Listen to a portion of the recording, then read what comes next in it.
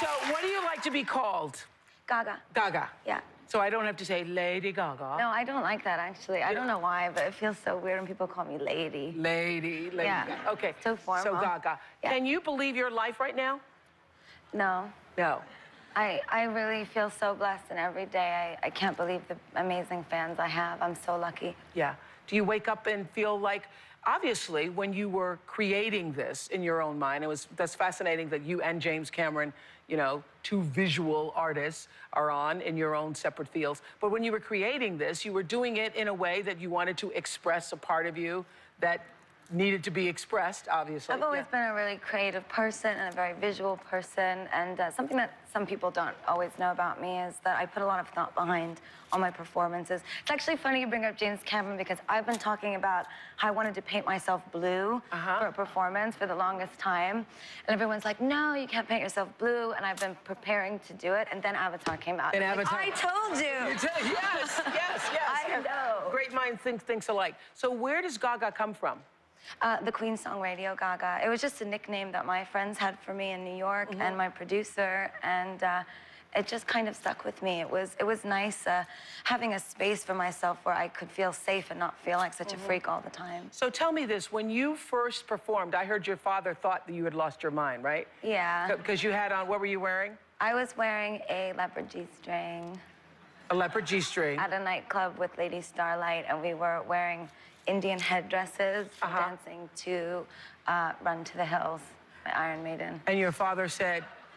He just thought I was completely nuts. He didn't get it, you know? And I don't know if I really got it. I just know I really wanted to do it, and I believed in it. And I think it was the nature of doing these sort of shock art, pop cultural commentary pieces that, like the VMA performance, for me, that was a commentary about Princess Diana and about being a martyr to fame and how she touched my life and my mother's life when I was so young. So in my own way, I don't even think people made that connection for that performance. And then paparazzi, when you do paparazzi, that's some of the same thing. Yes. Yeah.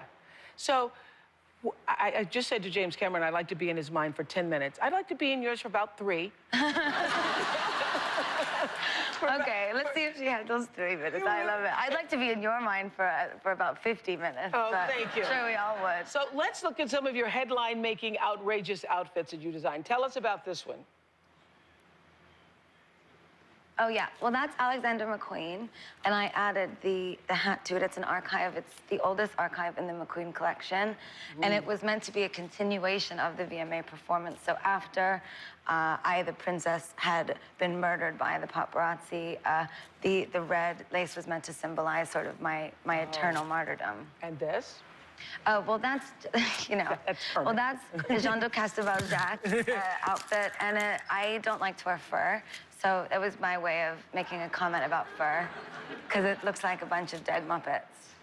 Like a bunch of dead Muppets. Yeah. Absolutely. Oh, that's the Queen.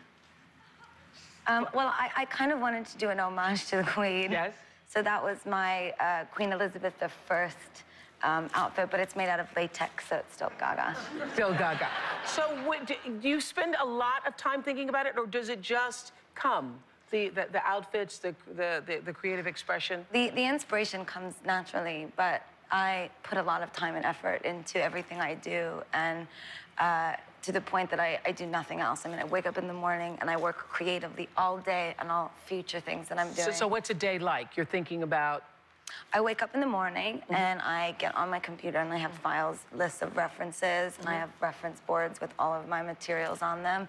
And I basically call the House of Gaga all day and argue with them about what I want to do while they tell me, you can't do that. And I say, yes, I can bleed to death on domestic television if I want to. So, you know, for me, it's all about, you know, being provocative is not just about getting people's attention. It's about really saying something that affects people in a real way, in a positive way. Right. So all the things that I do in terms of the fame and in terms of the fame monster, it's meant to sort of make it a bit easier to swallow this kind of horrific media world that we live in.